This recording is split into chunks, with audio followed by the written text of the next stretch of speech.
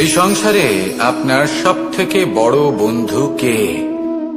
কেউ বলবেন ছোটবেলার বন্ধুরা, কেউ বলবেন মাতা পিতা, কেউ বলবেন ঈশ্বর। এবারে বলুন যে এই সংসারে আপনার সব থেকে বড় শত্রু কে? কেউ বলবে আপনার বিরোধী, সেই ব্যক্তি যে আপনাকে হিংসে করে, বা আপনার নিজের অহংকার। আমি বলবো যে এই সংসারে আপনার সব থেকে বড় বন্ধু হলো আপনার নিজের মন। এই চঞ্চল মনকে যদি আপনি নিয়ন্ত্রণ করতে শিখতে পারেন, তাহলে এর থেকে বড় বন্ধু এই সংসারে আপনি কোথাও পাবেন না। সেখানেই যদি এই মন আপনাকে বশ করে ফেলে, তাহলে সংসারে এর থেকে বড় শত্রুও আপনি কোথাও পাবেন না। প্রথমে এই মনকে নিয়ন্ত্রণ করতে শিখে যান, আর তখন এই মন প্রসন্ন হয়ে বলবে, মনুষ্য জীবনের সব থেকে বেশি গুরুত্বপূর্ণ বিষয় হল মনের একাগ্রতা। এই সংসারের যে কটি মহান কার্য সম্পাদন হয়েছে তা হল মনের এই একাগ্রতার একমাত্র ফল। আপনি অবশ্যই দেখে থাকবেন, অনেক ছোট বড় নদী যা বয়ে চলে তাদের সামনে একটা বাঁধ নির্মাণ করা হয় সেই সব নদীর জল সঞ্চয় করতে। বাঁধ হয়ে গেলে প্রয়োজন মতো বা মনের ইচ্ছে মতো তাকে ব্যবহার করা সম্ভব। এবার এটাই আমাদের মনের সাথেও সম্ভব। আমাদের মনের একাগ্রতা আজকের দিনে দাঁড়িয়ে বিভিন্ন ধরনের বিকার, ক্রীড়া এবং ভোগের মধ্যে ভাগ হয়ে গেছে। একে একত্রিত করতে হবে, একটা বাঁধ নির্মাণ করতে হবে। শুধু এটাই করতে হবে, যেটা উচিত কর্ম সেটাই করুন, যেটা অনুচিত কর্ম সেটা করা থেকে নিজেকে বিরত রাখুন। এটাই করতে হবে, যেটা উচিত কর্ম সেটাই করুন, যেটা অনুচিত কর্ম সেটা করা থেকে নিজেকে বিরত রাখুন। ব্যাস, এই কাজটাই আপনি করতে থাকুন, করতে থাকুন। মনের মধ্যে একাগ্রতার বাঁধ নির্মাণ করুন। আর একবার যদি তা নির্মাণ হয়ে যায়, তাহলে যখন চাইবেন, যেখানে চাইবেন, যতটা চাইবেন একাগ্রতা প্রয়োগ করতে পারবেন। আর একবার যদি আপনি এটা শিখে যান, তাহলে এই সংসারকে বদলে ফেলার মতো কাজ আপনি করতে পারবেন, সমাজকে শোধরাবার মতো কাজ করতে পারবেন। তাহলে এই মনকে একাগ্র করুন আর আমার সাথে ভালোবেসে বলুন, রাধা রাধা। আমরা সবাই ফল খাই, কিন্তু আমাদের সেই ফলই প্রিয় হয় যে পরিপক্ক হয়ে ওঠে, যেটা নম্র হয়, আর যে ফল অনেক বেশি মিষ্টি আর সুস্বাদু হয়ে থাকে, যাদের রঙে বাহার দেখা যায়। সেইভাবে জীবনে আমরা নানান মানুষের সাথে পরিচিত হই, কিন্তু সেই মানুষই আমাদের মন ছুঁয়ে যায় যারা বিনম্র স্বভাবের, যাদের বাণী খুব মধুর, যাদের অন্তরে আত্মবিশ্বাসের একটা তেজ, একটা রং দেখা যায়। এবার এমন ব্যক্তি আমরা কি করে হব? ঠিক সেইভাবেই যেমন একটা ফল রোদ, বর্ষা, শীত, বায়ু এই সকল সংকটময় পরিস্থিতির সম্মুখীন হয়ে পরিপক্ক হয়ে ওঠে, সেইভাবেই মানুষ সংকটময় পরিস্থিতির সম্মুখীন হয়ে পরিপক্ক হয়ে ওঠেন। যদি এই সংকটের সম্মুখীন হন, তাহলে অভিজ্ঞ হবেন, আর এই অভিজ্ঞতাই শিক্ষা দিয়ে যাবে। এই অভিজ্ঞতা আমাদের শিখিয়ে দেয় যে আমাদের বিনম্র থাকতে হবে। অহংকার করে কোনো লাভ নেই। মধুর বাণীর যে কি মূল্য তা আমরা শিখতে পারি। এই অভিজ্ঞতাই আমাদের বুঝিয়ে দেয় যে উচিত অনুচিত কোনটা, আমাদের দৃষ্টিভঙ্গি তৈরি করে, আর এই দৃষ্টিভঙ্গি দ্বারা আত্মবিশ্বাস জাগ্রত হয়। সেই জন্য জীবনে কখনো বিপদ থেকে দূরে পালাবেন না, সেগুলোর সম্মুখীন হন, অভিজ্ঞতা লাভ করুন, তার থেকে শিক্ষা লাভ করুন, এইভাবেই পরিপক্ক হবেন। আসুন আমার সাথে ভালোবেসে বলুন, রাধা রাধা। ধন সঞ্চয় করা সম্ভব, আর সেই জন্য ধন সব থেকে বেশি মূল্যবান সম্পত্তি নয়। এবার আপনি বলবেন, এ আমি কি বলছি? এই ধন খুব মূল্যবান, আমরা সকলে অর্জন করতে ব্যস্ত। সেটা এই কারণে, কারণ আপনারা জানেন না এই সংসারের সব থেকে বেশি মূল্যবান সম্পত্তি কি। এ হলো সেই সম্পত্তি যা কখনো সঞ্চয় করা সম্ভব নয়। আপনার কাছে যতই ধন থাকুক, তা দিয়ে আপনি স্বাস্থ্য লাভ করতে পারেন, বাড়ি কিনতে পারেন, আদি ইত্যাদি, কিন্তু আপনি যতই ধনী হন না কেন, ফেলে আসা দিনের একটা মুহূর্ত আপনি লাভ করতে পারবেন না। এই একটা মুহূর্ত, এই সময়, এটাই হলো সংসারের সব থেকে মূল্যবান সম্পত্তি। একবার চলে গেলে তা কখনোই ফিরে আসে না। আর এই মুহূর্ত যতই চলে যাক না কেন, আমরা স্মৃতির মাধ্যমে সেগুলি যাপন করতে পারি। তার আনন্দ উপভোগ করতে পারি, আর যার সাথে আমরা সময় অতিবাহিত করেছি তার স্মৃতিতে আমরা চিরকাল জীবিত থাকতে পারি। সেই জন্য সময় সব থেকে মূল্যবান সম্পত্তি, তাকে এইভাবে নষ্ট করবেন না। প্রত্যেকটা মুহূর্ত উপভোগ করুন, আনন্দ করুন, আর ভালোবেসে বলুন রাধা রাধা। যদি কোনো সিংহ বানরের মতো গাছে চড়তে চেষ্টা করে তাহলে কি হবে? একটা মাছ যদি মাটিতে হাঁটতে চেষ্টা করে তাহলে কি হবে? তারা বিফলই হবে। কিন্তু এরকম কেন হয়? তার কারণ হলো প্রকৃতির রচনা কিছুটা এরকম। এখানে প্রত্যেকটি ব্যক্তিকে, প্রত্যেকটি প্রাণীকে আলাদা আলাদা গুণের অধিকারী করা হয়েছে এবং সকলকে একটা সীমাও প্রদান করা হয়েছে। এবার এই যে বৃক্ষ, পশু, পাখি, এদের মধ্যে সেই ক্ষমতাই নেই যে এরা নিজেদের যাচাই করতে পারবে, নিজেদের সীমাগুলো বুঝতে পারবে, নিজেদের সদ্গুণগুলো চিনতে পারবে। এরা সেটা করতে পারবে না। কিন্তু মানুষ তো আলাদা। মানুষের কাছে সেই বিশেষ শক্তি আছে যে তারা পূর্ণরূপে নিজেদের যাচাই করতে পারবে, নিজেকে পূর্ণরূপে বুঝতে পারবে, নিজের দোষ, নিজের অপগুণ, নিজের সদ্গুণ, নিজেদের সীমাগুলো তারা বুঝতে পারবে। আর এটা অত্যন্ত গুরুত্বপূর্ণ। কথায় আছে যে যদি সাফল্য লাভ করতে হয় তাহলে নিজেকে যাচাই করে নিতে হবে। তাই নিজেকে যাচাই করুন, নিজের সাথে পরিচিত হয়ে যান এবং জীবনে কর্ম করতে থাকুন। সাফল্যের শিখরে অবশ্যই পৌঁছে যাবেন। আর ওখানে যদি যান তাহলে এই মন প্রসন্ন হয়ে অবশ্যই বলবে রাধা রাধা। বনের মধ্যে যদি আপনি কোনো বিষাক্ত সাপ দেখেন তাহলে কি করবেন? আপনি তখনই তার থেকে দূরে পালাতে চেষ্টা করবেন। আর এটা কেন করবেন? নিজের রক্ষার্থে। এই কথা আমি নয় মেনে নিলাম, কিন্তু নিজের জীবনে এটা করেন না কেন? আপনি যেখানেই যান, যে স্থানেই যান না কেন, প্রত্যেক সময়, প্রত্যেক মুহূর্তে এমন বিষাক্ত সাপ আপনি অবশ্যই খুঁজে পাবেন।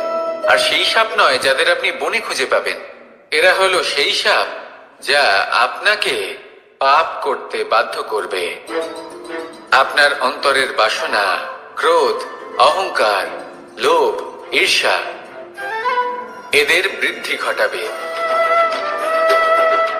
দেখুন, বনের এই সাপ আপনাকে একবার ছেড়ে দিতেও পারে, ছোবল নাও মারতে পারে, কিন্তু এই যে পাপরূপী সাপ আছে তা অবশ্যই ছোবল মারবে। কর্ম যদি করেন তাহলে অবশ্যই ফল পাবেন। সেই জন্য যখনই কোথাও যাবেন, যদি এমন কাউকে দেখেন, যদি এমন কিছু দেখেন যে আপনাকে পাপ করতে বাধ্য করছে, তাহলে সেই মুহূর্তে সেখান থেকে পালিয়ে যান। যেমন বনের সাপ দেখে আপনি পালাতে থাকেন।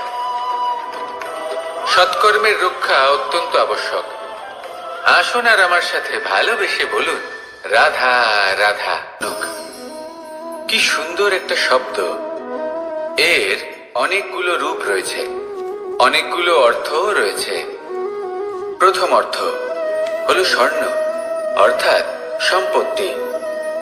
দ্বিতীয় অর্থ ধুতুরা, অর্থাৎ গাছের ছোট একটা বীজ যা কিনা অত্যন্ত শক্তিশালী হয়। যদি বেশি মাত্রায় এর প্রয়োগ করা হয় তাহলে এটা বিষময় হয়ে উঠতে পারে। এই হলো সেই ধুতুরা যার প্রয়োগ মহাদেবের পুজোতে করা হয়। এবার প্রশ্ন হলো এটাই যে এই স্বর্ণ এবং এই ধুতুরার মধ্যে মিল কি রয়েছে?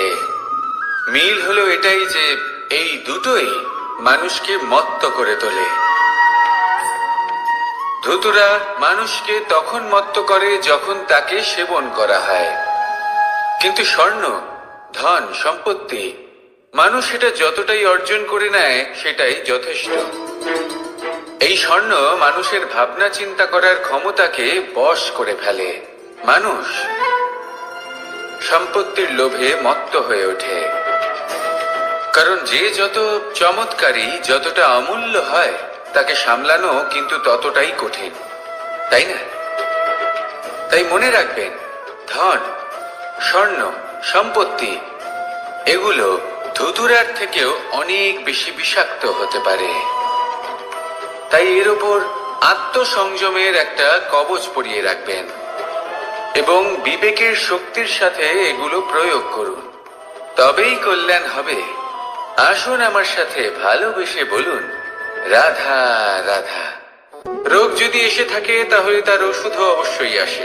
সমস্যা যদি আসে তাহলে সেই সমস্যার সমাধানও নিজে থেকেই আমাদের কাছে চলেই আসে।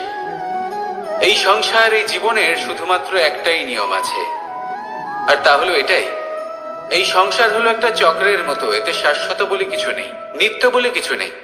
আর যা কিছুই রয়েছে সব বদলাতে চলেছে।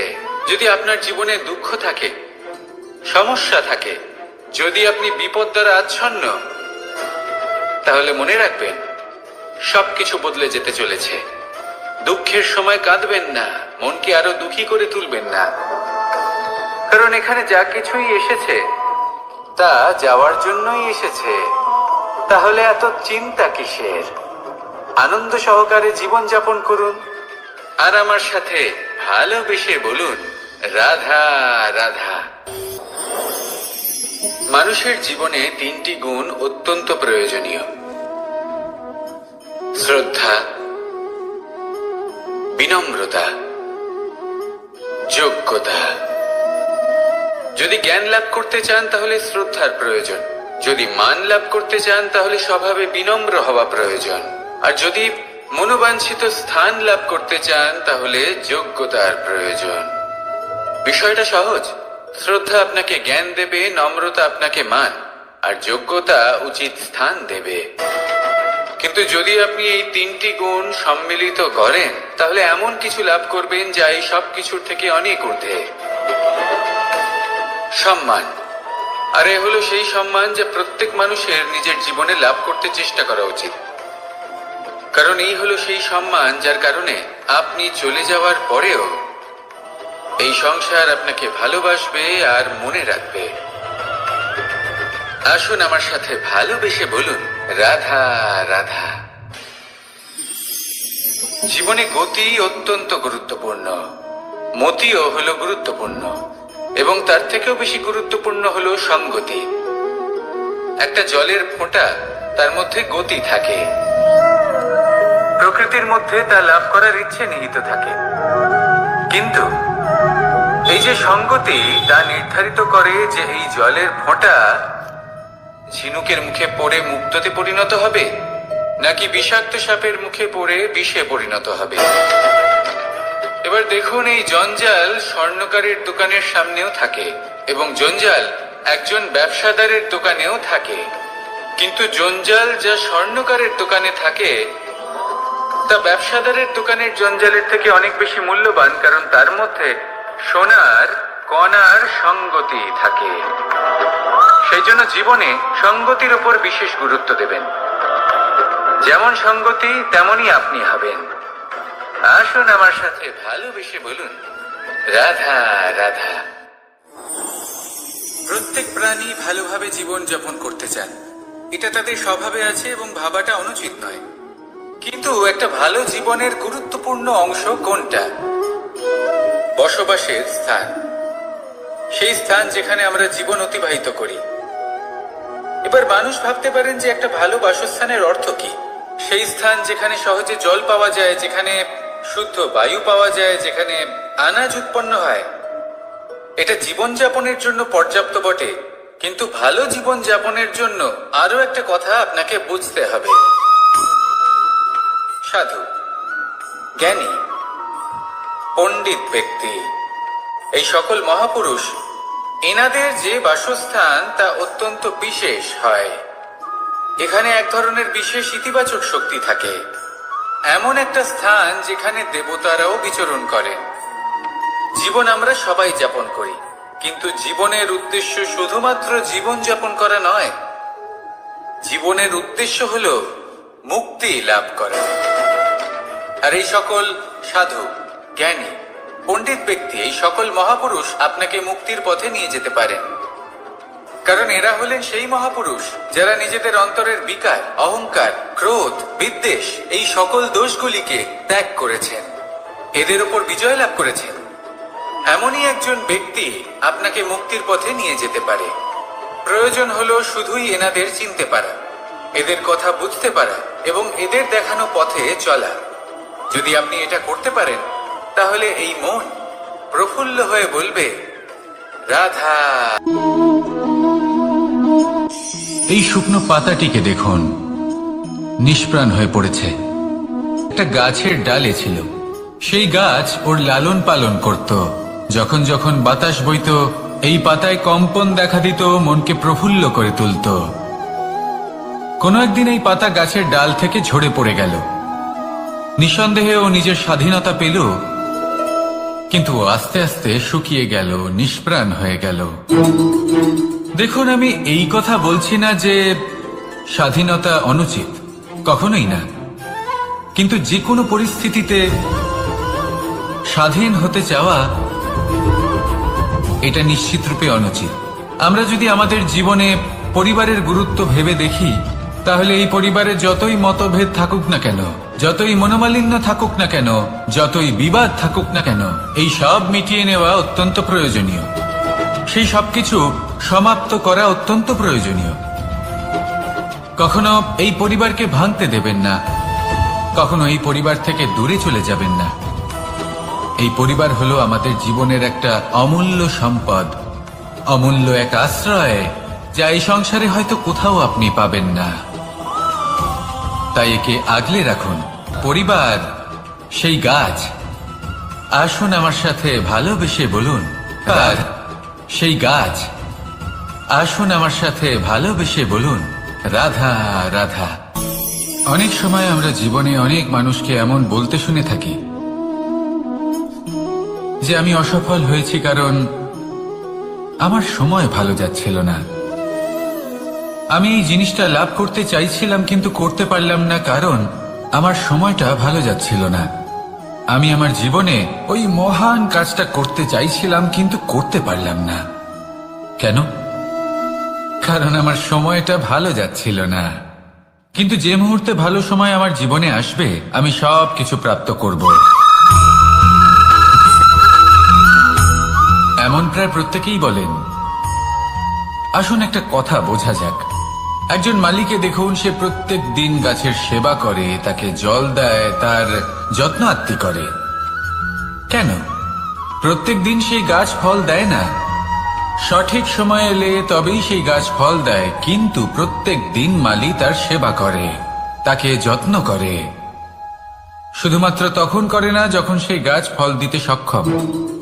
আর যদি মালি গাছের যত্ন প্রতিদিন না করে, তাহলে হয়তো সেই গাছ ফল দিতেই পারবে না।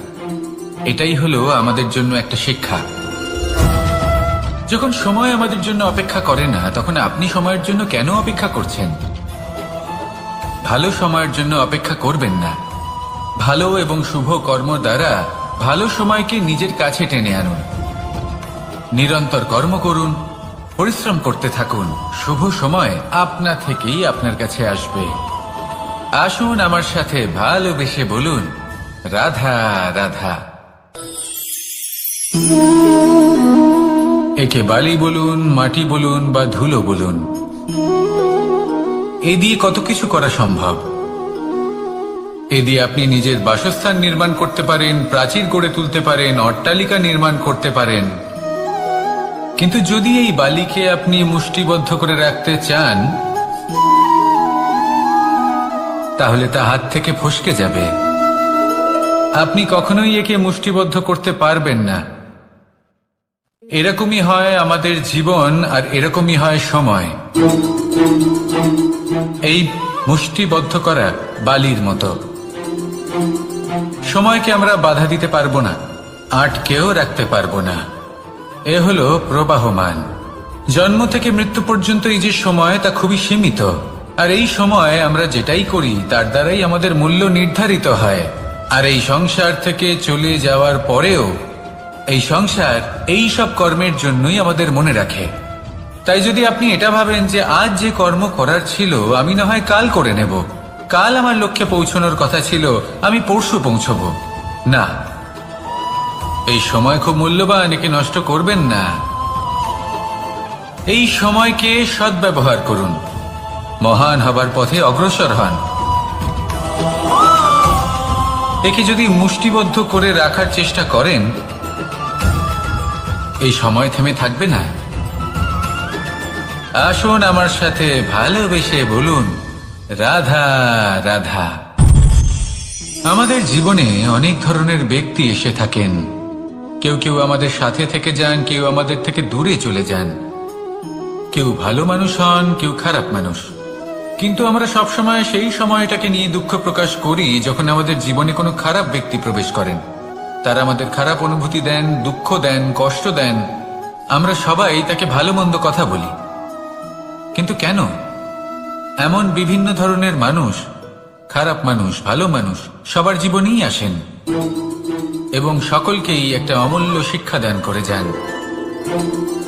এবার আপনি নিজেই ভেবে দেখুন, জীবনে যখন প্রথমবার আপনি আগুন স্পর্শ করেছিলেন তখন আপনি একটা শিক্ষা লাভ করেছিলেন যে আমাকে আগুনের থেকে একটু দূরে থাকতে হবে। তারপর আস্তে আস্তে আপনি শিখলেন যে কিভাবে এই আগুনকে নিয়ন্ত্রণে রাখতে হবে। তারপর আপনি শিখলেন যে কিভাবে নিজের জীবনে তাকে প্রয়োগ করতে হবে, তা সে অন্ধকারে প্রকাশ লাভ করার জন্য হোক বা খাবার বানানোর জন্য। সেইভাবেই কোনো খারাপ ব্যক্তি যখন আপনার জীবনে আসে কোনো শিক্ষা দিয়ে যান, তার প্রতি কৃতজ্ঞ থাকুন। তার বিষয় খারাপ ভাবার বা খারাপ অনুভূতি নিয়ে থাকার কোনো প্রয়োজন নেই। সেই শিক্ষা লাভ করুন। সংসারে আমাদের জীবনে যখন কোনো সুখ বা দুঃখ আসে তার জন্য আমরা কাউকে না কাউকে অবশ্যই দায়ী করে থাকি, তাই না? এই ব্যক্তি আমাদের সাথে এরকম কাজ করেছেন তাই আমার সাথে এমন হলো। ওই ব্যক্তি যদি এমনটা না করতেন তাহলে আজ আমি ওই স্থানে পৌঁছতে পারতাম।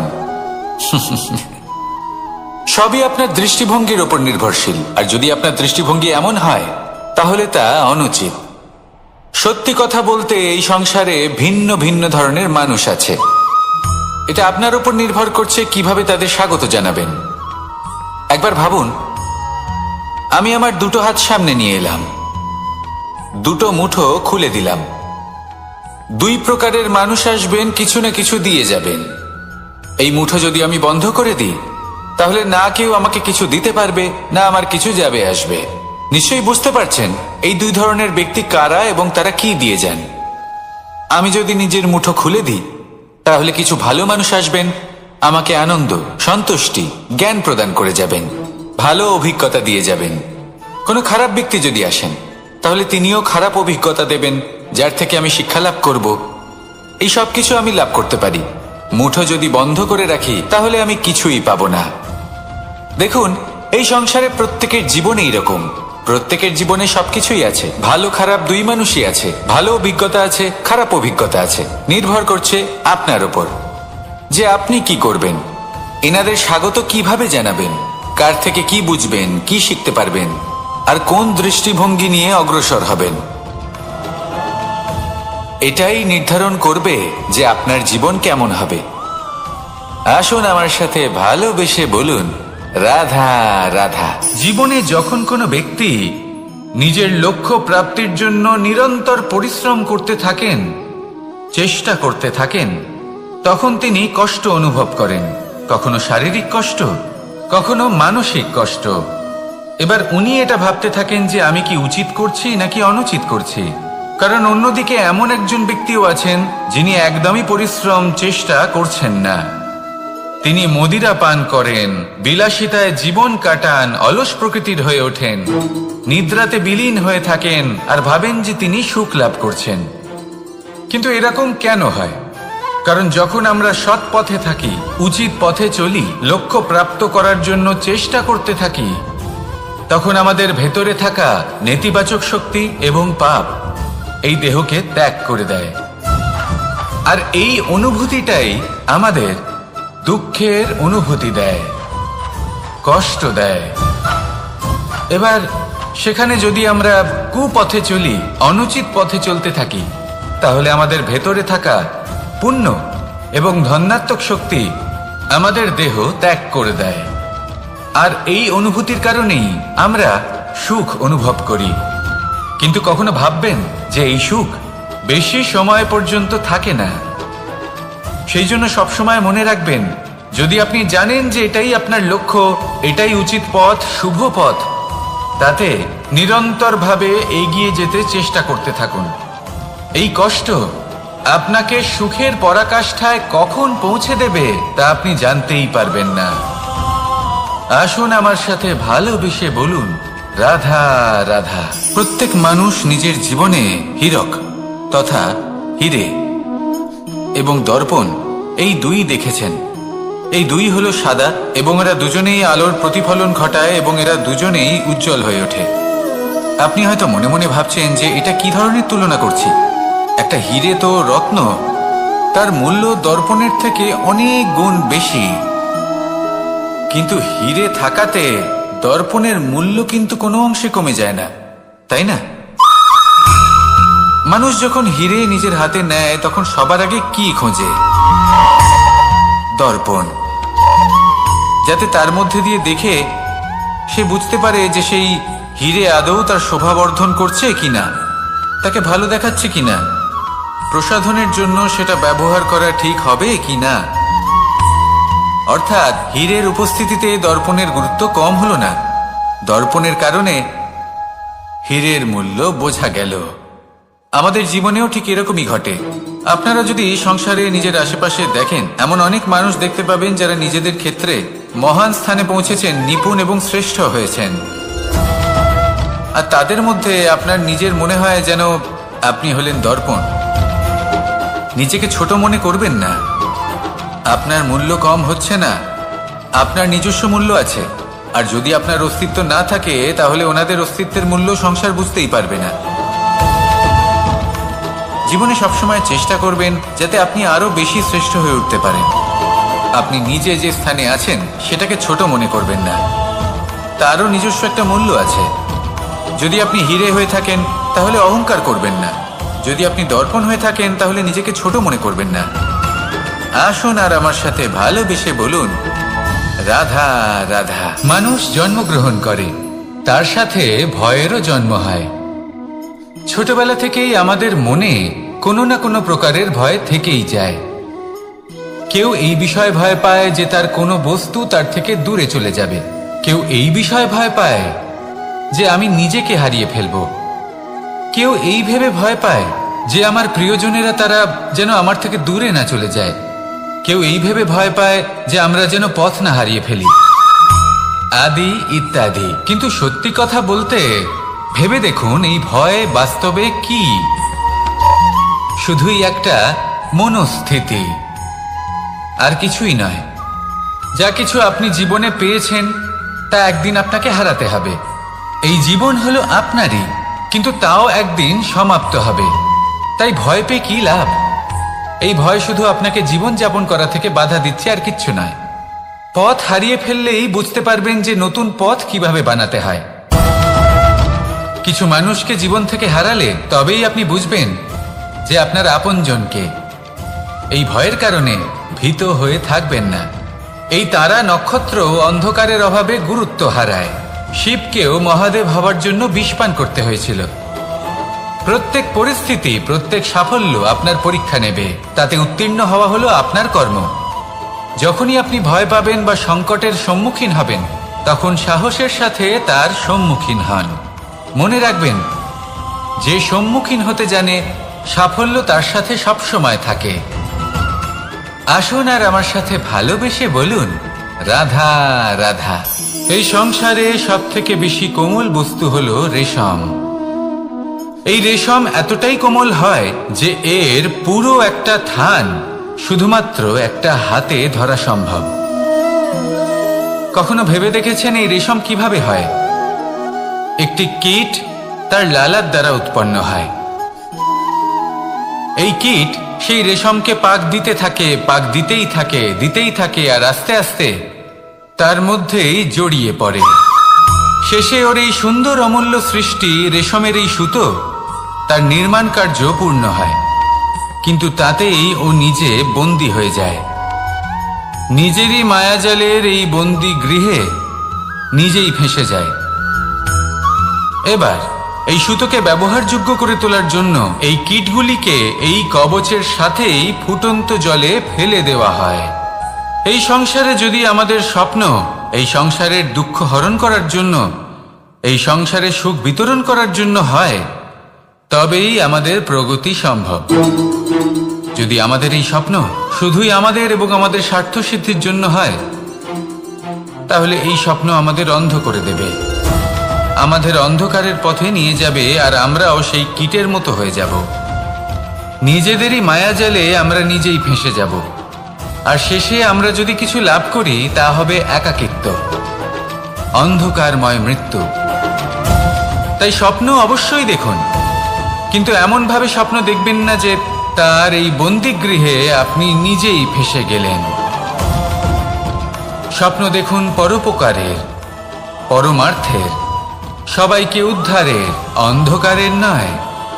তবেই কল্যাণ হবে, আর তবেই হৃদয় প্রসন্ন হয়ে বলবে রাধা রাধা। মানুষ যখন এই সংসারে প্রবেশ করে, অর্থাৎ জন্মগ্রহণ করে, তখন নিশ্চিন্তে থাকে, আনন্দে থাকে।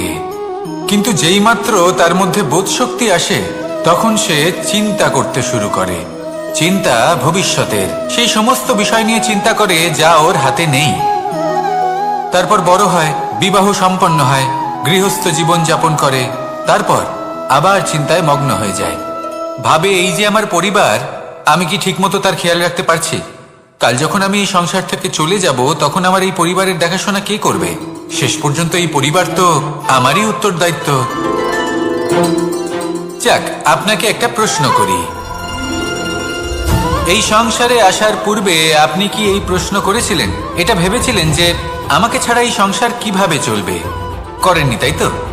তাই আপনার এটা নিয়ে দুশ্চিন্তা করার প্রয়োজন নেই যে আপনি যখন এই সংসার ত্যাগ করে চলে যাবেন তখন কি হবে। আপনি যখন ছিলেন না তখনও এই সংসার চলছিল, আপনি যখন এই সংসার ত্যাগ করবেন তখনও এই সংসার চলতে থাকবে। যদি কোনো বিষয়ের প্রভাব থাকে তা হলো আপনার আজকের তথা বর্তমানের কর্ম, অর্থাৎ আজ আপনি কি করছেন, কার জন্য মঙ্গল করছেন, কাকে প্রেরণা দিচ্ছেন, কাকে সাহায্য করছেন, কোন উদাহরণ প্রস্তুত করছেন। আপনি এই সংসারে যে ছবি অঙ্কন করবেন, সংসার সেটাই মনে রাখবে। তাহলে শুধু সৎকর্ম করুন, মঙ্গল করতে থাকুন, আর আমার সাথে ভালোবেসে বলুন রাধা রাধা। একবার একটা শেয়াল বনে বিচরণ করছিল। ও একটা ছোট্ট শাবক দেখতে পেল। ও ভাবলো আজ একেই আমি খাবার হিসেবে গ্রহণ করব। আশেপাশে দেখলো কেউ দেখছে না, তো কেউ ছিল না, আর সেই শাবকের ওপর আক্রমণ করল, যা হলো একটা ঘোর অপরাধ। বনের নিয়ম অনুসারে আপনি কখনোই শাবকের ওপর আক্রমণ করতে পারেন না। তারপর এই খবরটা যখন রাজা সিংহ জানতে পারলেন, সভার আয়োজন করলেন। কিন্তু সেখানে শেয়াল বলল, আমি তো এরকম কিছু করিনি। কিন্তু যদি আপনি এরকম বলেন, কোনো প্রমাণ দিন, এর কোনো সাক্ষী আছে? তখন রাজা সিংহ পেঁচাকে ডেকে পাঠালেন, যে সেই মুহূর্তে বৃক্ষের শাখার ওপর বসেছিল, সে সব কিছু দেখেছিল। পেঁচা সব সত্যি কথা বলল, আর শেয়ালকে মৃত্যুদণ্ড দেয়া হলো। এবার এই কাহিনী আমি আপনাকে কেন শোনালাম?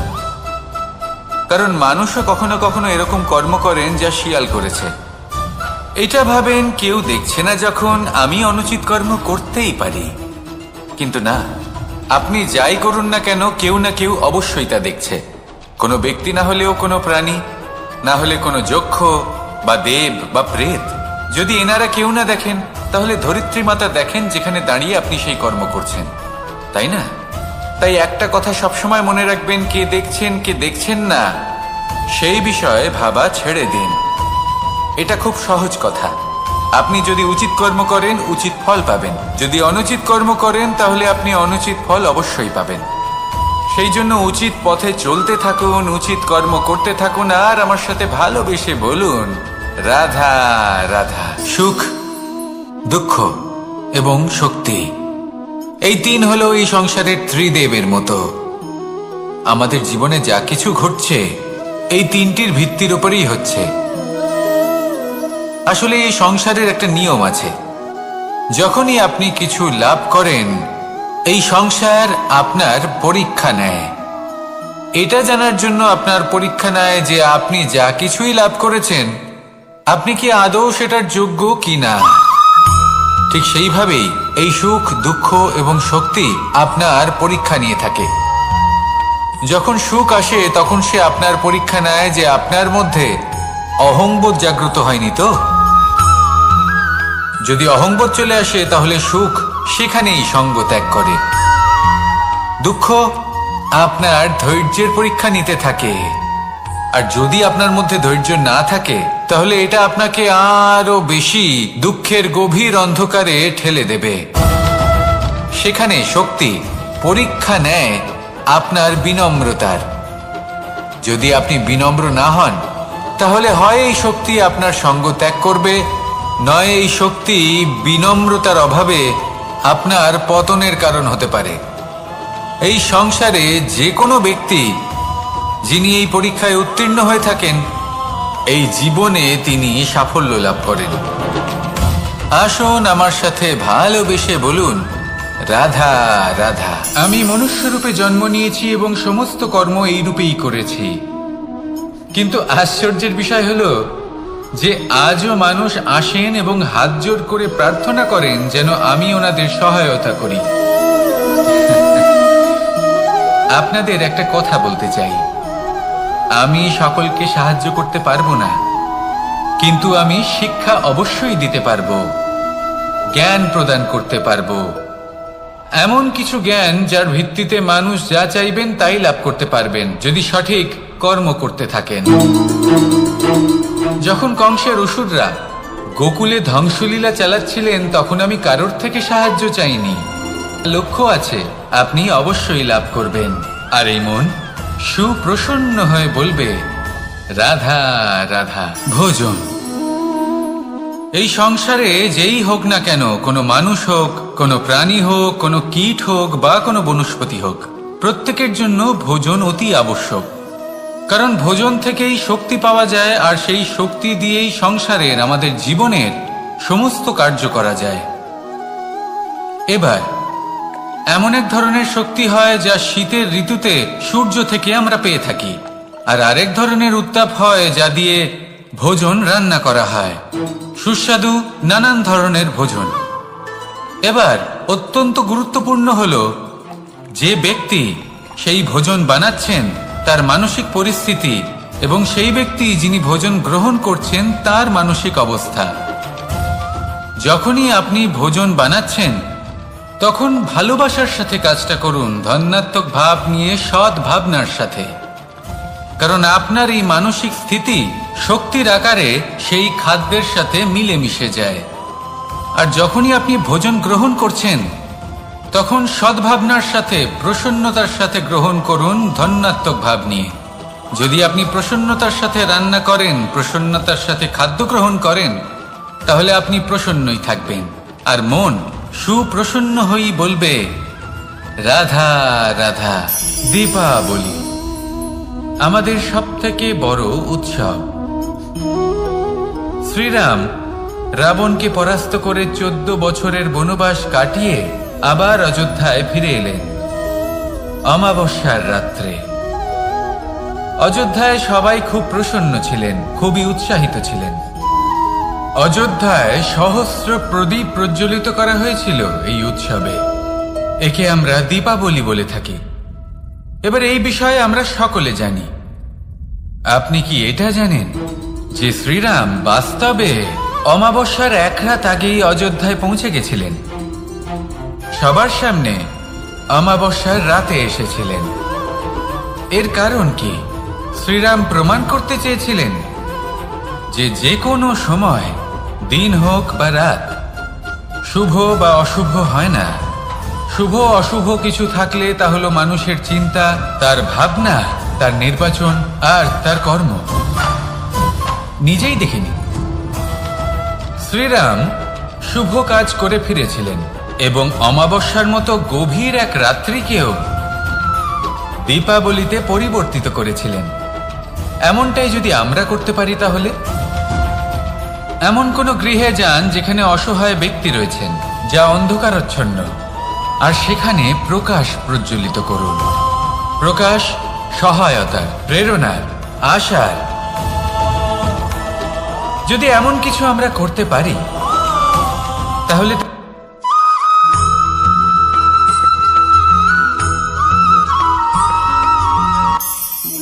আমরা জীবনে এমন অনেক মানুষকে চিনি যারা অত্যন্ত শক্তিশালী, নিজের পরীক্ষা দিতে কখনো পিছপা হন না, খুব কঠোর হন, আত্মপ্রত্যয়ী হন, কিন্তু তাও তারা সাফল্য পান না। কেন? কি কারণ হতে পারে এর? লৌহ মানবের মতো ব্যক্তিত্বের অধিকারী হওয়া সত্ত্বেও তারা সফলতা কেন লাভ করেন না? এবার এটার উত্তর তাদের ব্যক্তিত্বের মধ্যেই লুকিয়ে রয়েছে। লৌহ মানব, লোহা।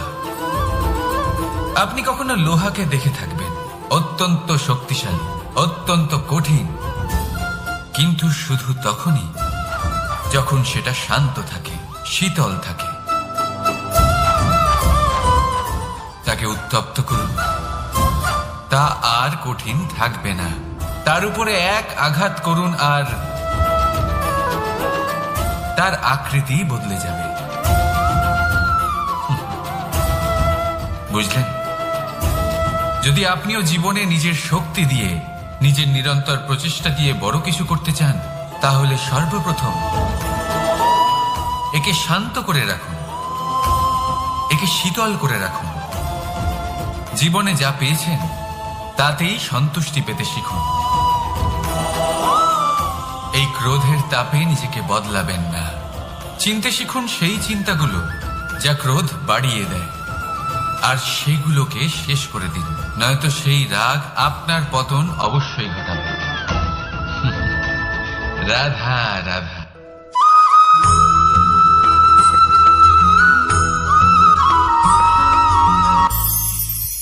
ভবিষ্যৎ। সংসারে এমন কোন ব্যক্তি আছেন যিনি নিজের ভবিষ্যতের বিষয় ভাবেন না? যে কেউ ভাবেন আমার ভবিষ্যৎ কিছু এরকম হবে, আমি ভবিষ্যতে এরকম কিছু একটা করব, এই সুবিধা থাকবে, এই আনন্দ পাবো, ইত্যাদি ইত্যাদি। কিন্তু সত্যি বলি, ভবিষ্যতের থেকে বড় ভণ্ড আর কেউ নেই। ভবিষ্যৎ আপনাকে ছেড়ে চলে যাবে, আপনি জানতেও পারবেন না। ভবিষ্যৎ আপনার থেকে আপনার বর্তমান কেড়ে নেবে। অনেক সময় আমরা ভবিষ্যতের বিষয় ভাবতে থাকি, দুশ্চিন্তা করতে থাকি।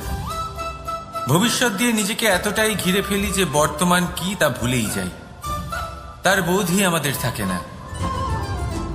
ভাবুন, ভবিষ্যৎ কি? ভবিষ্যৎ হলো সেটাই যা এখনো পর্যন্ত ঘটেনি। বর্তমান হলো সেটা যা এখন ঘটছে।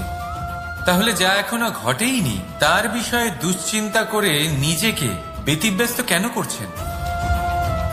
এই বর্তমান, এটাই হলো গুরুত্বপূর্ণ। এর উপরে সমস্ত ভাবনা কেন্দ্রীভূত করুন। মনে লক্ষ্য অবশ্যই রাখুন, কিন্তু পুরো মনোযোগ শুধু বর্তমানে থাকবে। এই বর্তমানকে যদি সামলে নিতে পারেন, তাহলে আপনার ভবিষ্যৎ এমনি উজ্জ্বল হয়ে উঠবে। তাহলে আসুন আমার সাথে ভালোবেসে বলুন, রাধা রাধা।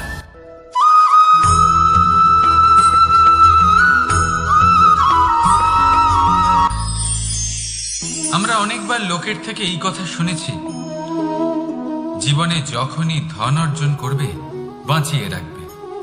কি হয়, কঠিন পরিস্থিতিতে আপনার খারাপ সময় তা আপনার কাজে আসে। কিন্তু এই কথা কি 100% সত্যি? ভাবুন, এই সমস্ত ধন যে আপনি অর্জন করেছেন তা কি আপনাকে সুস্বাস্থ্য দিতে পারবে? এই সমস্ত ধন কি আপনাকে সুখ এনে দিতে পারবে? পারবে না, তাই না?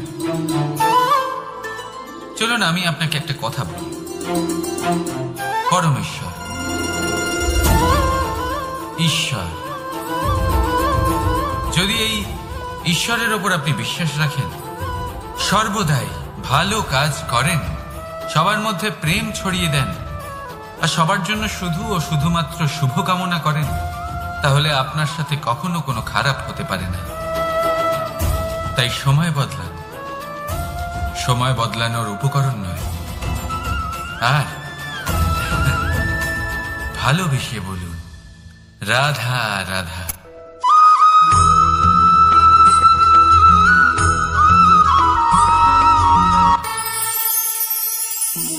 একটা সিদ্ধান্ত, এই জীবনে একটা সিদ্ধান্তের গুরুত্ব কি হতে পারে তা কখনো ভেবে দেখেছেন? একটা সিদ্ধান্ত সেই ভিত্তি হতে পারে যা আপনার পুরো জীবনকে বদলে দিতে পারে, এই সমস্ত সংসারকে বদলে দিতে পারে, ভবিষ্যৎ বদলে দিতে পারে। এই সিদ্ধান্ত যে কোন রাস্তা চয়ন করতে হবে, সেই সিদ্ধান্ত যে কখন সামনে এগোতে হবে আর কখন থেমে যেতে হবে, সেই সিদ্ধান্ত যে কখন যুদ্ধ করতে হবে আর কখন নিজেকে পিছু পা হতে হবে। এই সিদ্ধান্ত হলো খুব গুরুত্বপূর্ণ।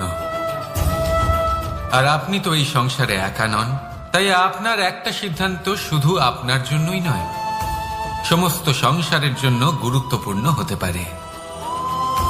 এবার এই সিদ্ধান্ত আপনারই হবে। ভাবনা চিন্তা করে নেবেন, সাফল্য পাবেন। রাধা রাধা।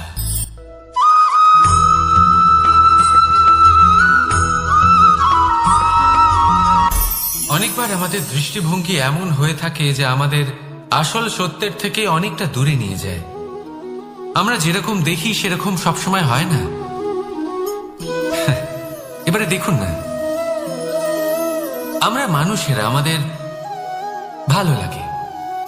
আমরা কোথাও গেলাম, আমাদের স্বাগত জানানো হলো, আমাদের প্রশংসা করা হলো, কেউ আমাদের দিকে হাসি মুখে তাকালো, আমাদের ভালোবাসলো, আমাদের ভালো লাগে। কিন্তু যদি কেউ ক্রুদ্ধ হয়, কটাক্ষ করে, ব্যঙ্গ করে, তাহলে আমরা তক্ষুনি তাকে নিজের শত্রু ভেবে ফেলি, তার উপরে ক্রুদ্ধ হয়ে যাই। একটা কথা মনে রাখবেন, এই হাসি সবার জন্যই হয়।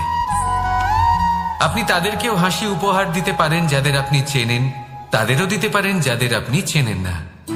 ছোটদের দিতে পারেন, বড়দের দিতে পারেন, সবার জন্যই হলো এই হাসি।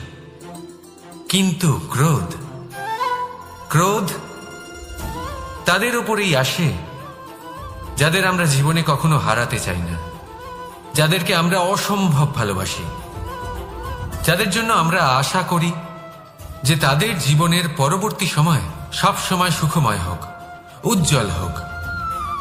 সেই জন্য আপনার জীবনের সমস্ত সেই ব্যক্তি যারা আপনার উপরে ক্রুদ্ধ হন, কটাক্ষ করেন, জরুরি নয় তিনি আপনার শত্রুই হবেন। হতে পারে সে হলো আপনার শুভাকাঙ্ক্ষী, যিনি আপনার শুধুমাত্র ভালোই চান, যিনি আপনার জন্য একটা সুন্দর ভবিষ্যৎ চান। সেই জন্য সব সময় মন দিয়ে অন্যের কথা বোঝার প্রয়াস করুন।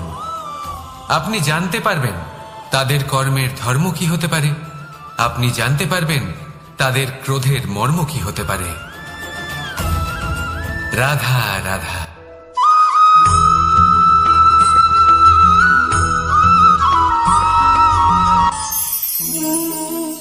অহংকার এ হলো ছোট একটা শব্দ, কিন্তু এর প্রভাব অত্যন্ত বৃহৎ হয়ে থাকে। আর সব থেকে বড় সমস্যা হলো মানুষ আজ অব্দি বুঝতেই পারেনি যে এই অহংকারের বাস্তব রূপ কিরকম। কেউ একে গর্বের নাম দেন, কেউ একে আত্মসম্মানের নাম দিয়ে থাকেন, এবং কোথাও একটা এমন সময় চলে আসে যখন সময় এই অহংকারকে ভেঙে খান খান করে দেয়। আর তখন না গর্ব আপনাকে বাঁচাতে পারে, না আপনার আত্মসম্মান। এখন যদি আপনাকে উদাহরণ দিই, তাহলে যেখানে আপনি বসে আছেন সেই ঘরেই ওপরে তাকান, সেই ছাদের দিকে। যদি এই ছাদ অহংকার করতে থাকে যে দেখো আমি তো সব থেকে উঁচু জায়গায় আছি, আমার চেয়ে ওপরে আর কেউ নেই, আমি এই ঘরে থাকা সমস্ত ব্যক্তিকে ছায়া প্রদান করি, যদি এই অহংকার এসে যায় তাহলে কি? একবার ভেবে দেখুন, যদি পরের দিন তার উপর আরো একটা তলা বানিয়ে দেওয়া হয় তাহলে কি? এই ছাদ যার নিজের উঁচু হবার অহংকার ছিল, যে সব থেকে ওপরে ছিল, সে এবার পায়ের তলায় চলে এসছে। এটাই হয়ে থাকে। মনে কখনোই অহংকার পোষণ করবেন না। যদি মনের মধ্যে কিছু রাখতে চান তাহলে প্রেমের ভাব রাখুন, স্নেহ রাখুন। এই অহংকারকে আপনি যা ইচ্ছে নাম দিন, গর্ব হোক, আত্মসম্মান হোক, এর দ্বারা আপনার কোনোভাবেই কোনো লাভ হবে না। তাহলে এই অহংকারকে ত্যাগ করুন আর আমার সাথে ভালোবেসে বলুন, রাধা রাধা।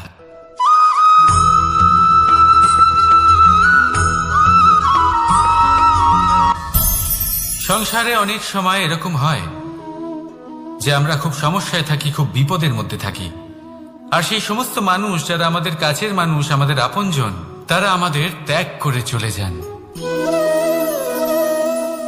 আমরা এই সময় দুঃখ পাই, নিরাশ হয়ে পড়ি এবং একা একাই সেই সমস্যাকেও কাটিয়ে উঠি। এবার পরিস্থিতি যেমন খুশি হোক না কেন, সেই সব মানুষ যারা এমন সময় আপনাকে ত্যাগ করেছেন তাদের প্রতি ক্রুদ্ধ হওয়া, অভিমান করা, এটা অনুচিত। আমি বলবো তাদের প্রতি কৃতজ্ঞ থাকুন। আমি বলবো তাদের ধন্যবাদ জানান যে তারা এমন সময় আপনার সঙ্গ ত্যাগ করেছেন যখন আপনার তাদের সব থেকে বেশি প্রয়োজন ছিল। কারণ দেখুন, হয় তাদের বিশ্বাস ছিল যে আপনি নিজেই এই বিপদ থেকে বেরিয়ে আসতে পারবেন, বা তাদের ত্যাগ করার জন্য আপনি নিজের উৎসাহ বাড়িয়ে তুললেন, আপনি নিজের শক্তি বাড়ালেন এবং নিজে সেই সমস্যা থেকে বেরিয়ে আসলেন। নিজের খারাপ সময়কে আপনি নিজেই ভালো সময় করে তুললেন। শেষ পর্যন্ত আপনি আরো শক্তিশালী হয়ে উঠলেন, আরো শ্রেষ্ঠ হয়ে উঠলেন। আর এটাই তো আপনার বিজয়, যার কারণ হলো তাদের আপনাকে ত্যাগ করা। তাহলে তাদের ধন্যবাদ জানান আর আমার সাথে ভালোবেসে বলুন, রাধা রাধা।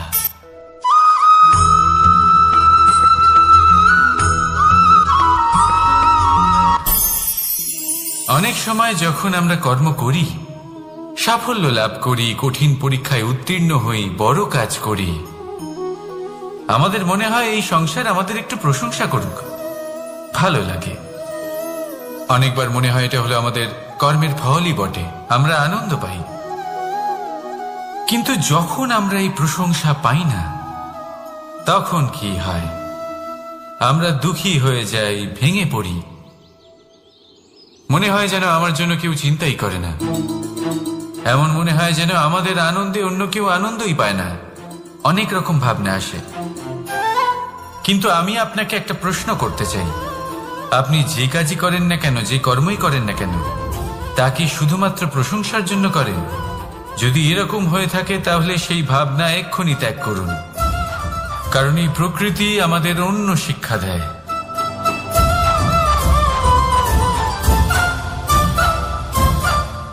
এই ফুলকে দেখুন, এই যে ফুলের সুবাস, যা আমার মনকে উচ্ছ্বসিত করে তোলে, মনে শক্তির সঞ্চার করে, এই সুগন্ধ। কিন্তু ভেবে দেখুন, ফুলের কিন্তু এই কাজ করার জন্য কোনো প্রশংসারই প্রয়োজন হয় না। এইটাই হলো প্রকৃতির শিক্ষা। যিনি সৎ হন, সৎকর্ম করেন, তার কোনো প্রশংসার প্রয়োজন হয় না, কারণ ওনার কর্মই হলো ওনার সুবাস।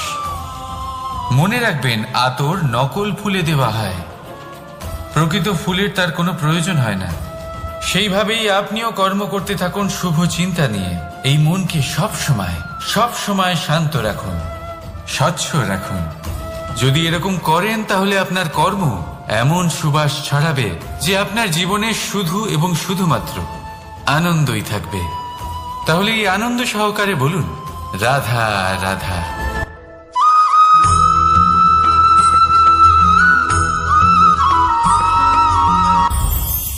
এই সংসারে যখনই কোনো সমস্যা আসে, তখন আমরা আমাদের সব থেকে বড় সম্বলের কাছে আশ্রয় খুঁজি, তা হলো আমাদের বিশ্বাস।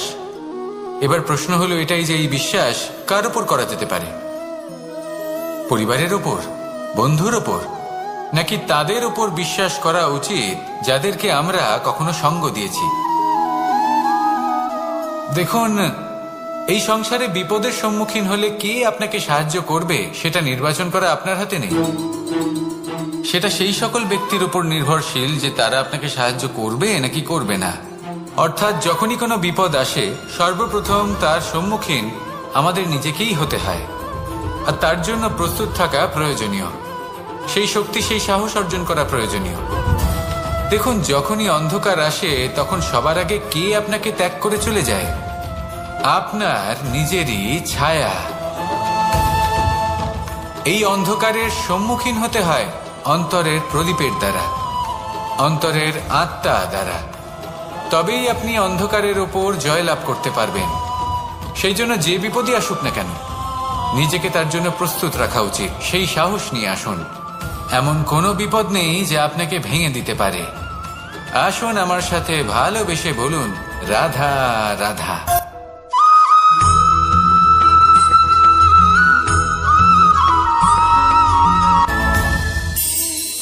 এই সংসারে এমন কোনো পর্বত নেই যা এতটাই উঁচু যে মানুষ তার শিখরে পৌঁছতে পারবে না, তাকে অতিক্রম করতে পারবে না। এই সংসারে এমন কোনো সাগর নেই যা কিনা এতটাই গভীর যেখানে মানুষ তার তলদেশে পৌঁছে ফিরে আসতে পারবে না। একটা ছোট্ট বরফের টুকরো পর্বতের শিখরে গলে গিয়ে বইতে থাকে, আর দেখতে দেখতেই তা মহানদী গঙ্গায় পরিবর্তিত হয়। এর কারণ কি? এর কারণ হলো প্রচেষ্টা, প্রারব্ধ নয়। এই প্রচেষ্টাই সুনিশ্চিত করে যে আপনার প্রারব্ধ কি হবে। এই সমস্ত কিছু হলো প্রচেষ্টা আর প্রারব্ধের খেলা। আপনার প্রচেষ্টা যেরকম হবে, আপনার প্রারব্ধ সেরকমই হবে। আর আপনার প্রচেষ্টা যদি উচ্চ মানের হয়, তাহলে প্রারব্ধকে আপনার সামনে নত হতেই হবে। কি বলেন? তাহলে আসুন আমার সাথে ভালোবেসে বলুন, রাধা রাধা। অনেক সময় মানুষ অতীতকে দেখেন আর তখন অহংবোধে পরিপূর্ণ হয়ে ওঠেন। কখনো বর্তমানের দিকে তাকান, ভবিষ্যতের দিকে তাকান আর পরিতৃপ্তিতে ভরে ওঠেন। কেন বুঝতে পারেন না একটা সহজ কথা? এই যে সৃষ্টি, এই সৃষ্টি হলো একটা বড় চক্র যা বারংবার আপনার কাছে ফিরে আসবেই। কঠিন থেকে কঠিনতর পরীক্ষায় আপনাকে নিযুক্ত করবে, যাতে আপনাকে উত্তীর্ণ হতেই হবে। যা কাল ছিল তা আজ নেই, এটা সবাই জানেন। যা আজ আছে তা হয়তো কাল থাকবে না, এটাও আপনাকে মেনে নিতে হবে, তাও আবার হাসি মুখে। শান্ত থাকতে শিখুন আর কখনোই মনের মধ্যে অহংকার উৎপন্ন হতে দেবেন না। হতে শিখুন সেই হিমবাহের মতো। হয়তো এই জন্যই এত শীতল থাকে, কারণ ও জানে গতকালও জল রূপে ছিল, আজ বরফ রূপে হয়তো আছে, কিন্তু কাল পুনরায় সে জলেই পরিণত হবে। নিজেকে শান্ত রাখুন। হয়তো আজ আপনি সাফল্যের শিখরে আছেন, হয়তো বা নেই। আপনাকে প্রত্যেক দিন অবশ্যই দেখতে হবে। শুধু নিরন্তর প্রচেষ্টা করতে থাকুন, প্রত্যেক পরিস্থিতির জন্য তৈরি থাকুন, আর একে ভারসাম্যে রাখতে শিখুন। আপনার কাল হোক, আজ হোক বা আগামীকাল, আপনার ভালো দিন হোক বা খারাপ দিন, সব পবিত্র হয়ে যাবে। তাহলে আসুন আর আমার সাথে ভালোবেসে বলুন, রাধা রাধা।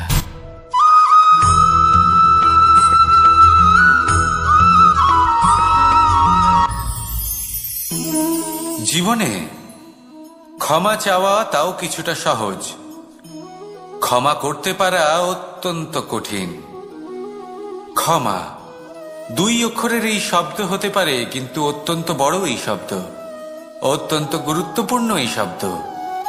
কখনো কখনো অন্য কাউকে ক্ষমা করে দেওয়া তাও কিছুটা সহজ কাজ, কিন্তু নিজেকে ক্ষমা করতে পারা অত্যন্ত কঠিন হয়ে দাঁড়ায়।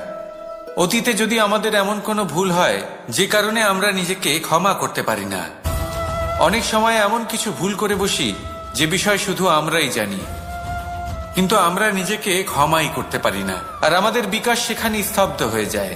কারণ যদি আপনি ক্ষমা করতে না শেখেন, নিজেকে ক্ষমা যদি না করতে পারেন, তাহলে তা আপনার জীবনের সব থেকে বড় বাধা হয়ে দাঁড়াবে। সেই জন্য জীবনে অবশ্যই শিখুন যে কিভাবে নিজেকে ক্ষমা করতে হয়, আর শিখুন যে আগের করা ভুল আবার কি করে না করা যেতে পারে। এই মন হালকা হবে আর প্রসন্ন হয়ে বলবে, রাধা রাধা।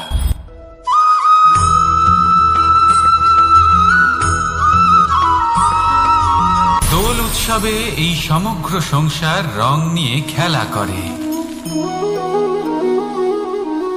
কিন্তু এই রঙের সারমর্ম এই সংসার কি জানে? কখনো দেখেছেন একটা চিন্তিত মুখ শুধুমাত্র রঙের স্পর্শ পেয়ে আনন্দিত হয়ে ওঠে? দোল দোলে আমরা কি করি? পুরাতনকে ত্যাগ করি আর নতুনকে স্বাগত জানাই। শিশিরকে বিদায় জানিয়ে এক নতুন ঋতুকে আগমন জানাই। দুশ্চিন্তা দূর করে আসার নতুন রঙে রঙিন হয়ে ওঠা, নিজেকে আনন্দিত করা, এটাই তো হলো দোল। এবার দোলের একটা ব্যাপার আছে, দুটো রঙে একসাথে রঙিন হওয়া যায় না। একটা রং উঠলে তবেই আরেকটা রং লাগা সম্ভব। আরো একটা প্রশ্নও রয়েছে, কোন রংকে তুলে দিয়ে কোন রং মাখানো যেতে পারে? যদি আপনাকে উদাহরণ দিই, লোভের এই রং, তা যতক্ষণ লেগে থাকবে আনন্দের রং লাগতে পারবে না। যা হয়েছিল দ্বারকাবাসী এবং সামন্তক মণির মধ্যে। ভ্রান্তির রং যতক্ষণ লেগে থাকবে সত্যের রং লাগতে পারবে না, যা হয়েছে রুক্মিণীর সাথে। আর হিংসার এই রং যতক্ষণ লেগে থাকবে প্রেমের রং ততক্ষণ লাগতেই পারবে না, যা হয় আপনার আমার সবার সাথে। তাহলে আসুন একসাথে মিলে দোল পালন করি এবং সবকিছুর উপরে বিজয় লাভ করি। অন্ধকারের স্থানে আলো, ভ্রান্তির স্থানে সত্যের, হিংসার স্থানে প্রেমের, আর লোভের স্থানে আনন্দের এই সুন্দর রং মাখাই। শত্রুতা, ঘৃণা, হিংসা এই সব কিছু ত্যাগ করি আর সকলের সখা হয়ে উঠি। আর ভালোবেসে বলি শুভ দোল। হ্যাঁ, ওটা তো আমরা অবশ্যই বলবো, রাধা রাধা।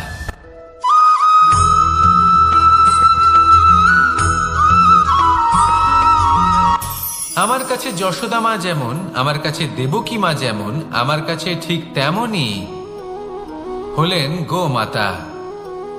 এবার ভেবে দেখার বিষয় হলো এটা যে এই সংসারে অসংখ্য প্রাণী আছে, একজন গাইকে একজন মায়ের মর্যাদা কেন দেওয়া হয়?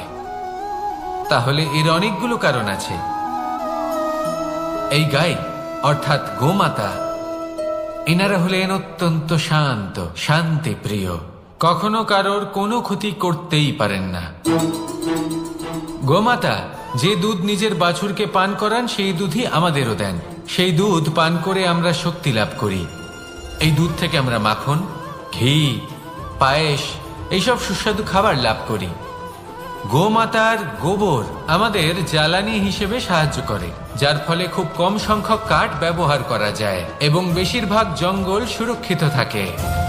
গোমাতার গোমূত্র, সেটাও আমাদের কাছে লাভজনক। এর দ্বারা আমরা অনেক রোগ থেকে মুক্তি লাভ করতে পারি। গোমাতা যখন একটি বাছুরকে জন্ম দেন তখন সেই বড় হয়ে আমাদের ক্ষেত কর্ষণ করে।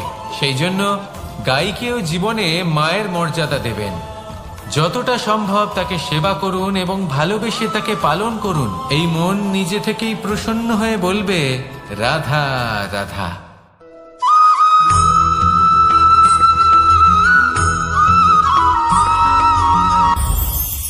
এই সংসারে যখনই কোনো সমস্যা আসে তখন আমরা আমাদের সব থেকে বড় সম্বলের কাছে আশ্রয় খুঁজি, তা হলো আমাদের বিশ্বাস। এবার প্রশ্ন হলো এটাই যে এই বিশ্বাস কার উপর করা যেতে পারে? পরিবারের উপর, বন্ধুর উপর, নাকি তাদের উপর বিশ্বাস করা উচিত যাদেরকে আমরা কখনো সঙ্গ দিয়েছি? দেখুন, এই সংসারে বিপদের সম্মুখীন হলে কে আপনাকে সাহায্য করবে সেটা নির্বাচন করা আপনার হাতে নেই। সেটা সেই সকল ব্যক্তির উপর নির্ভরশীল যে তারা আপনাকে সাহায্য করবে নাকি করবে না। অর্থাৎ যখনই কোনো বিপদ আসে সর্বপ্রথম তার সম্মুখীন আমাদের নিজেকেই হতে হয়, আর তার জন্য প্রস্তুত থাকা প্রয়োজনীয়। সেই শক্তি, সেই সাহস অর্জন করা প্রয়োজনীয়। দেখুন, যখনই অন্ধকার আসে তখন সবার আগে কে আপনাকে ত্যাগ করে চলে যায়? আপনার নিজেরই ছায়া। এই অন্ধকারের সম্মুখীন হতে হয় অন্তরের প্রদীপের দ্বারা, অন্তরের আত্মা দ্বারা। তবেই আপনি অন্ধকারের ওপর জয়লাভ করতে পারবেন। সেই জন্য যে বিপদই আসুক না কেন নিজেকে তার জন্য প্রস্তুত রাখা উচিত। সেই সাহস নিয়ে আসুন।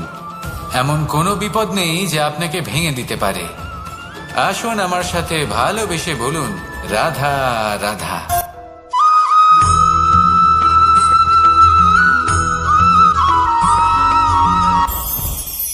মুঠো হাতের শক্তি বেশি, মুঠো খুললেই তা দুর্বল। তা এমন কি থাকা উচিত এই বন্ধ মুঠোয় যা লাখের সমান? মানসিকতা এবং স্বপ্ন। মানুষ জন্মগ্রহণ করে, তার মানসিকতা সময়ের সাথে উন্নত হয়। মানসিকতা অনুযায়ী সে স্বপ্ন দেখে, আর সেই স্বপ্ন সার্থক করতে সে পরিশ্রম করতে থাকে। কিন্তু খুব গুরুত্বপূর্ণ একটা কথা আছে যা আপনার মনে রাখা উচিত। আপনার এই মানসিকতা, আপনার এই স্বপ্ন, তা যেন আপনার নিয়ন্ত্রণে থাকে। আপনার বন্ধ মুঠোয় যেন এর লাগাম থাকে, আপনি যেন এর প্রভু হন। যদি তা হয় তবেই আপনি লাভবান হবেন। যদি এরা আপনাকে নিয়ন্ত্রণ করতে থাকে, যদি আপনার মুঠো খুলে যায়, না পথ আপনার নিয়ন্ত্রণে থাকবে, না মানসিকতা থাকবে, না স্বপ্ন নিয়ন্ত্রণে থাকবে। আর যদি তাই হয় তাহলে আপনি আপনার ভবিষ্যৎ নষ্ট করে ফেলবেন। তাই নিয়ন্ত্রণ করতে শিখুন নিজের বিচার বুদ্ধি, নিজের মানসিকতা, নিজের স্বপ্নকে।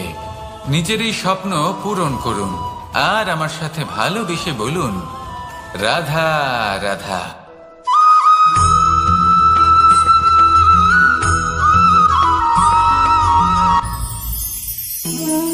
জীবনে ক্ষমা চাওয়া তাও কিছুটা সহজ, ক্ষমা করতে পারা অত্যন্ত কঠিন। ক্ষমা 2 অক্ষরের এই শব্দ হতে পারে, কিন্তু অত্যন্ত বড় এই শব্দ, অত্যন্ত গুরুত্বপূর্ণ এই শব্দ। কখনো কখনো অন্য কাউকে ক্ষমা করে দেওয়া তাও কিছুটা সহজ কাজ, কিন্তু নিজেকে ক্ষমা করতে পারা অত্যন্ত কঠিন হয়ে দাঁড়ায়। অতীতে যদি আমাদের এমন কোনো ভুল হয় যে কারণে আমরা নিজেকে ক্ষমা করতে পারি না, অনেক সময় এমন কিছু ভুল করে বসি যে বিষয় শুধু আমরাই জানি, কিন্তু আমরা নিজেকে ক্ষমাই করতে পারি না। আর আমাদের বিকাশ সেখানে স্তব্ধ হয়ে যায়। কারণ যদি আপনি ক্ষমা করতে না শেখেন, নিজেকে ক্ষমা যদি না করতে পারেন, তাহলে তা আপনার জীবনের সব থেকে বড় বাধা হয়ে দাঁড়াবে। সেই জন্য জীবনে অবশ্যই শিখুন যে কিভাবে নিজেকে ক্ষমা করতে হয়, আর শিখুন যে আগের করা ভুল আবার কি করে না করা যেতে পারে। এই মন হালকা হবে আর প্রসন্ন হয়ে বলবে, রাধা রাধা।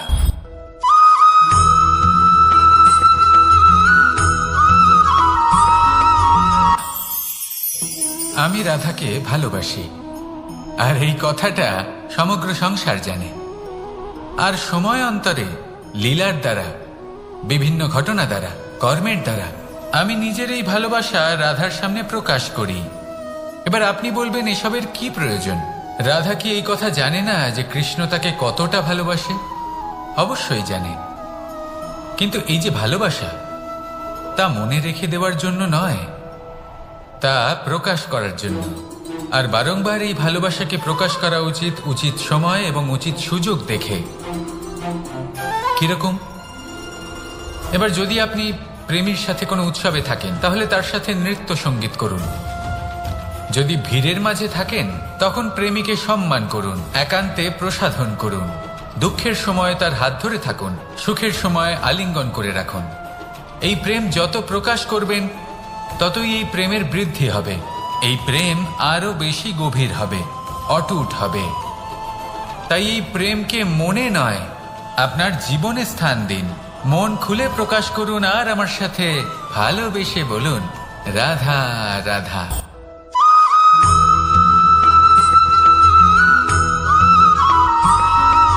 সদিচ্ছা দেখতে গেলে 3 অক্ষরে তৈরি এই শব্দ, কিন্তু সমস্ত ত্রিলোক তার উপরেই আধারিত। আপনি এই সংসারে এসেছেন, তখন অবশ্যই শ্বাস নেবেন, কিন্তু তার বদলে আপনাকে কিছু তো দিতেই হবে। আপনার উপর নির্ভর করছে আপনি কি দেবেন। কি দেবেন এই সংসারকে, এই সমাজকে, নিজের পরিবারকে, আর তার বদলে কি নেবেন? যশ নাকি অপযশ? দেখুন, এক ছিল রাবণ, যে কিনা সমুদ্র পার করল সীতাকে অপহরণ করার জন্য, আর এক ছিলেন রামচন্দ্র, যিনি সমুদ্র পার করেছিলেন, সেতু বানিয়ে গিয়েছিলেন সীতাকে ফিরিয়ে নিয়ে আসার জন্য। দুজনেই সমুদ্র পার করেছিলেন, শুধু পার্থক্য ছিল সদিচ্ছাকে বোঝার, লক্ষ্যের। অনেক মানুষের যাত্রা একরকম হতেই পারে, কিন্তু আনন্দ তখনই লাভ করবেন যখন লক্ষ্য শুভ হবে, মহান হবে। এই লক্ষ্য দিয়ে এই সংসারের কল্যাণ হবে এবং মানুষের সম্মান হবে। যদি আপনার সংকল্প উচিত হয় তাহলে আপনার লক্ষ্য উচিতই হবে, নয়তো শুধুমাত্র বিনাশ হবে। আর উচিত এটাই হবে যে বিনাশের হাত থেকে যেন নিজেকে বাঁচানো যায়, কি বলেন? তাই জীবনে যে লক্ষ্য স্থির করছেন, মনে রাখবেন তা যেন শুভ লক্ষ্য হয়। যদি এরকম হয় তাহলে আপনার যাত্রা, আপনার জীবন দুটোই শুভময় হবে। আসুন আর আমার সাথে ভালোবেসে বলুন, রাধা রাধা।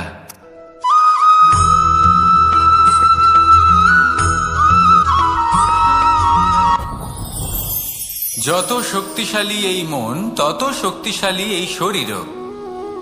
এই যে আমাদের শরীর, এটা আসলে কি? এ হলো একটা রথের মতো। আর একটা রথ ততক্ষণ চলতে পারবে না যতক্ষণ না তাকে কোনো সারথি চালাবে। এই মন হলো শরীরের সারথি। এবার ভাবুন, যদি এই সারথি শক্তিহীন হয়, দুর্বল হয়, তাহলে এই রথের কি হবে? এটা উচিত পথে চলতে পারবে না, উচিত গতিতে চলতে পারবে না, মন মতো স্থানে এটা পৌঁছতেও পারবে না। সেই জন্য মনের শক্তি অত্যন্ত প্রয়োজনীয়। এবার মনের শক্তি আমরা কোথা থেকে লাভ করি? দৃঢ়তার শক্তি থেকে। এবার এই শক্তি আমরা কিভাবে বাড়াতে পারি? আমরা প্রতিদিন কিছু নতুন স্থির করি, কিছু ছোট কিছু বড়। আর যেই আমরা নতুন কিছু পূর্ণ করি, আমাদের মনের শক্তি বেড়ে যায়। আর যদি পূর্ণ না করতে পারি, মনের শক্তি কমে যায়। একটা দেওয়ালের মতো ছোট ছোট ছোট ছোট শিলা আমরা একটার পর একটা স্থাপন করে একটা দেওয়াল তৈরি করি। এতগুলো পাথর যখন একত্রিত হয়ে যায়, তখন এমন এক দেওয়াল তৈরি হয় যাকে ভাঙা প্রায় অসম্ভব হয়ে দাঁড়ায়। সেরকমই হয় মন এবং দৃঢ়তা। ছোট ছোট কাজ করে নিজের লক্ষ্য পূর্ণ করুন। এই লক্ষ্য যদি পূর্ণ হয়, তবে মনের শক্তি বাড়বে। কিছুটা এইভাবে যে যত বড়ই বিপদ আসুক না কেন, সেই বিপদ নিজে হার মেনে নেবে, কিন্তু আপনার মন ততটাই শক্তিশালী থাকবে। তাই মনের শক্তি বাড়াতে থাকুন, যাতে আপনি উচিত পথে চলতে পারেন, উচিত গতিতে চলেন আর মনোবাঞ্ছিত স্থানে পৌঁছতে পারেন। তবেই এই মন প্রসন্ন হয়ে বলবে, রাধা রাধা।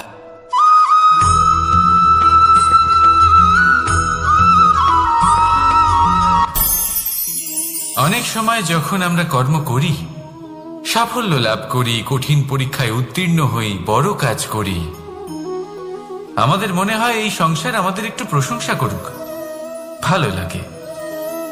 অনেকবার মনে হয় এটা হলো আমাদের কর্মের ফলই বটে, আমরা আনন্দ পাই। কিন্তু যখন আমরা এই প্রশংসা পাই না, তখন কি হয়? আমরা দুঃখী হয়ে যাই, ভেঙে পড়ি। মনে হয় যেন আমার জন্য কেউ চিন্তাই করে না। এমন মনে হয় যেন আমাদের আনন্দে অন্য কেউ আনন্দই পায় না। অনেক রকম ভাবনা আসে।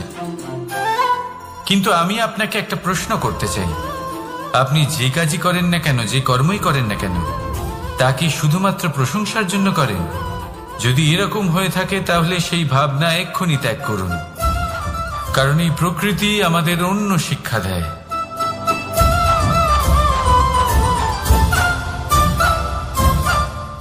এই ফুলকে দেখুন, এই যে ফুলের সুবাস, যা আমার মনকে উচ্ছ্বসিত করে তোলে, মনে শক্তির সঞ্চার করে, এই সুগন্ধ। কিন্তু ভেবে দেখুন, ফুলের কিন্তু এই কাজ করার জন্য কোনো প্রশংসারই প্রয়োজন হয় না। এইটাই হলো প্রকৃতির শিক্ষা। যিনি সৎ হন, সৎকর্ম করেন, তার কোনো প্রশংসার প্রয়োজন হয় না, কারণ ওনার কর্মই হলো ওনার সুবাস। মনে রাখবেন, আতর নকল ফুলে দেওয়া হয়, প্রকৃত ফুলের তার কোনো প্রয়োজন হয় না। সেইভাবেই আপনিও কর্ম করতে থাকুন শুভ চিন্তা নিয়ে। এই মনকে সব সময় শান্ত রাখুন, স্বচ্ছ রাখুন। যদি এরকম করেন, তাহলে আপনার কর্ম এমন সুবাস ছড়াবে যে আপনার জীবনে শুধু এবং শুধুমাত্র আনন্দই থাকবে। তাহলে এই আনন্দ সহকারে বলুন, রাধা রাধা।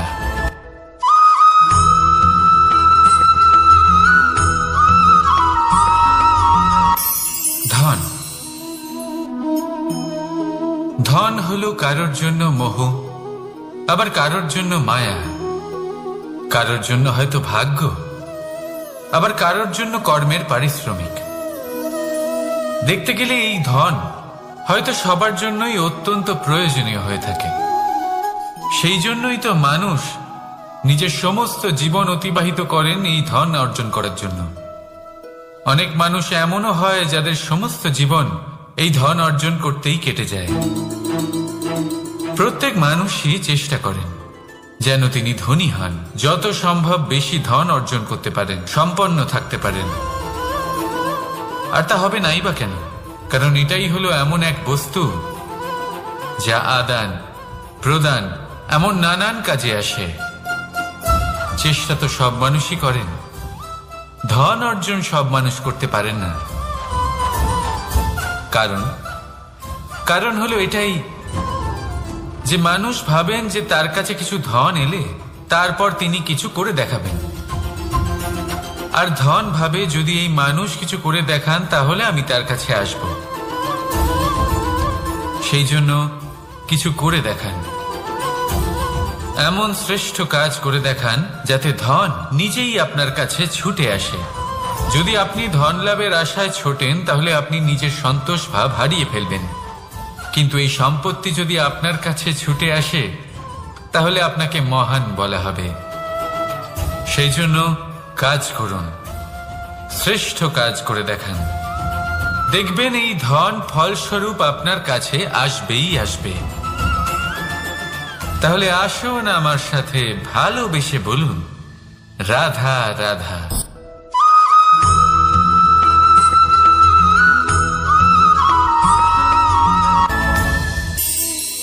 এই সংসারে এমন কোনো পর্বত নেই যা এতটাই উঁচু যে মানুষ তার শিখরে পৌঁছতে পারবে না, তাকে অতিক্রম করতে পারবে না।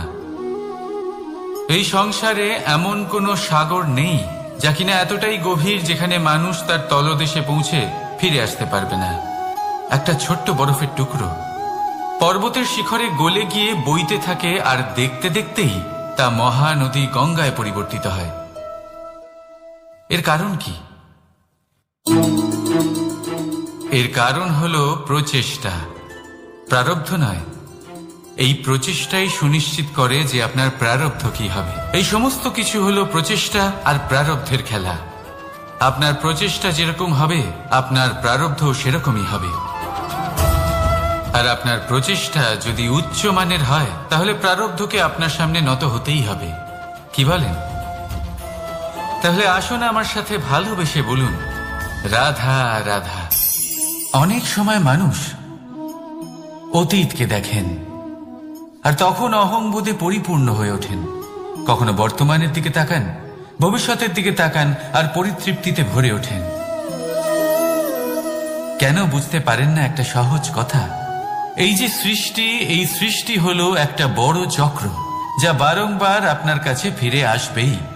কঠিন থেকে কঠিনতর পরীক্ষায় আপনাকে নিযুক্ত করবে যাতে আপনাকে উত্তীর্ণ হতেই হবে। যা কাল ছিল তা আজ নেই, এটা সবাই জানেন। যা আজ আছে তা হয়তো কাল থাকবে না, এটাও আপনাকে মেনে নিতে হবে, তাও আবার হাসি মুখে।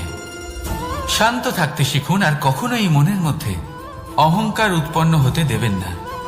হতে শিখুন সেই হিমবাহের মতো। হয়তো এই জন্যই এত শীতল থাকে কারণ ও জানে গতকালও জল রূপে ছিল, আজ বরফ রূপে হয়তো আছে, কিন্তু কাল পুনরায় সে জলেই পরিণত হবে। নিজেকে শান্ত রাখুন। হয়তো আজ আপনি সাফল্যের শিখরে আছেন, হয়তো বা নেই। আপনাকে প্রত্যেক দিন অবশ্যই দেখতে হবে। শুধু নিরন্তর প্রচেষ্টা করতে থাকুন, প্রত্যেক পরিস্থিতির জন্য তৈরি থাকুন, আর একে ভারসাম্যে রাখতে শিখুন। আপনার কাল হোক, আজ হোক বা আগামীকাল, আপনার ভালো দিন হোক বা খারাপ দিন, সব পবিত্র হয়ে যাবে। তাহলে আসুন আর আমার সাথে ভালোবেসে বলুন, রাধা রাধা।